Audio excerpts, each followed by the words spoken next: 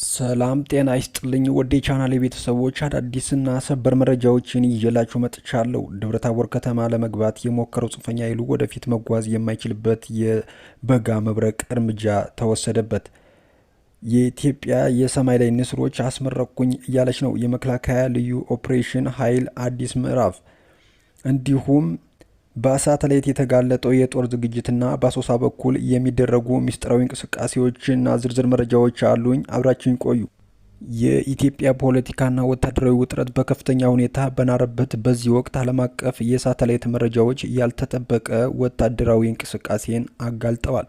በቅርቡ ይፋ የሆነውና ቫንተር በተሰኘው የዩኤስ የጠፈር ቴክኖሎጂ ኩባንያ የተነሳው የሳተላይት ምስል በኢትዮጵያ ምዕራባዊ ክፍል እየተደረገ ያለውን ከፍተኛ የጦር ዝግጅትና የግንባታ እንቅስቃሴ በግልጽ አሳይቷል። በኖቬምበር 24 የተነሳው ይህ ምስል እንደሚያመላክተው በአካባቢው ከ640 በላይ ወታደራዊ ድንኳኖች ተተክለው የታዩ ሲሆን ይህም አካባቢ ወደ ከፍተኛ ወታደራዊ ማዘዣነት እየተቀየረ መሆኑን ጠቁሟል። ጄንስ የተባለው ታዋቂው የመከላከያ መረጃ ተንታኝ ኩባንያ እንዳረጋገጠው እያንዳንዱ ድንኳን 4 ወታደሮች ከነሙሉ ትጥቃቸው የማስተናገድ አቅም አለው። በዚህ መሰረት ካምፑ በአሁኑ ወቅት ቢያንስ 2500 ለሚጠጉ ወታደሮች መጠለያ እየሰጠ ይገኛል። ነገር ግን ጉዳዩን የድንኳን ብዛት ብቻ አይደለም።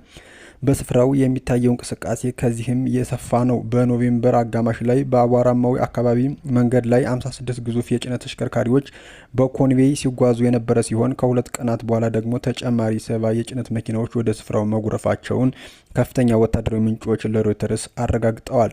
እነዚህ ተሽከርካሪዎች የኢትዮጵያ መከላከያ ሰራዊት በተለምዶ ወታደሮችን ለማጓጓዝ ከሚጠቀምባቸው ሞዴሎች ጋር ፍጹም ተመሳሳይነት አላቸው ነው የተባለው።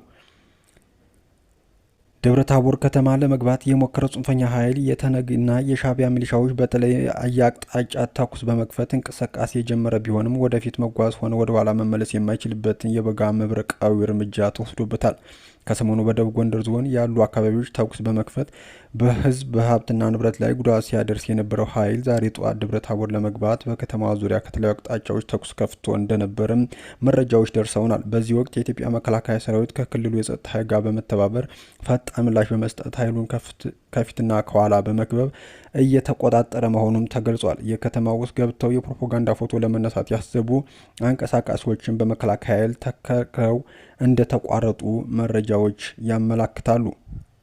ነገሩ ሲሮጡ ያታጠቁ ሲሮጡ ይፈታል ሆኖ ባልጠበቁት መንገድ ከኋላም ከፊትም የሀገር መከላከያ ሰራዊትና የክልሉ ጸጥታ ኃይል ድንገት ደርሶ እየመረመራቸው ነው የተባለው።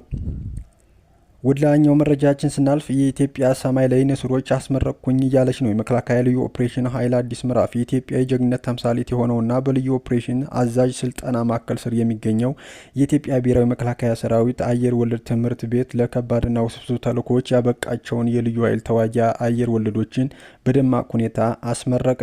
በምረቃ ስነ ስርዓቱ ላይ የተገኙት የልዩ ኦፕሬሽን አዛዥ ሌተና ጀነራል ሹማ አብደታ ለተመራቂዎቹ የክብርና የጀግንነት መለያ የሆነውን የድረት ክንፍ አልብሰዋል።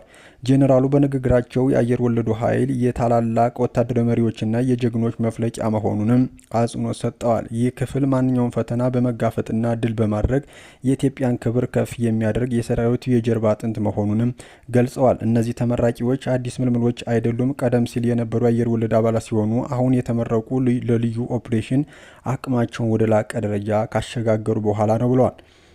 እንደ አየር ወለዱ ተዋጊ ለማንኛውም ምድራዊና አየር ላይ ፈተና የማይበገር ቆራጥና ዓላማው ከግብ ለማድረስ ወደ ኋላ የማይል የአየር ወለድ ትምህርት ቤት ውጊያ ክፍል ድጋፍ አገልግሎት ምክትል አዛዥ ሜጀር ጀነራል አጋሳ እንደገለጹት ተመራቂዎቹ የወሰዱ ስልጠና ዓለም አቀፍ ደረጃውንም እየጠበቀ ነው ተብሏል።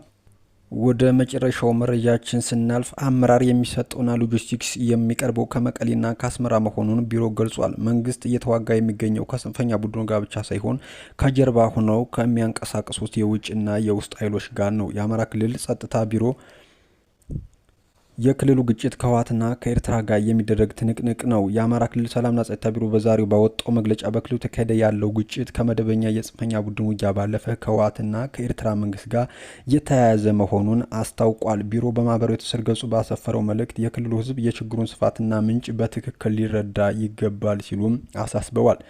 የጸጥታ ቢሮ በመግለጫው ያሰፈራቸው ዋና ዋና ነጥቦች የሚከተሉትን ያካተቱ በአሁኑ ወቅት በአማራ ክልል ሆነ በሌሎች የኢትዮጵያ ክፍሎች የሚከሰቱ ግጭቶች አመራር የሚሰጠውና ሎጂስቲክስ የሚቀርበው ከመቀሌና ከአስመራ መሆኑን ቢሮው ገልጿል።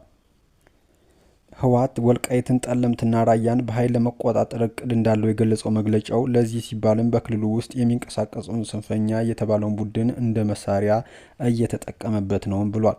ውድ የቻናሌ ቤተሰቦች ላይክና ሸር እያደረጋችሁ እንዲሁም ሰብስክራይብ እያደረጋችሁ ቤተሰብ እንድትሆኑና ዕለት ዕለት አዳዲስና ትኩስ መረጃዎች እንዲደርሷችሁ በአክብሮት ጠይቃለሁ። መልካም ጊዜ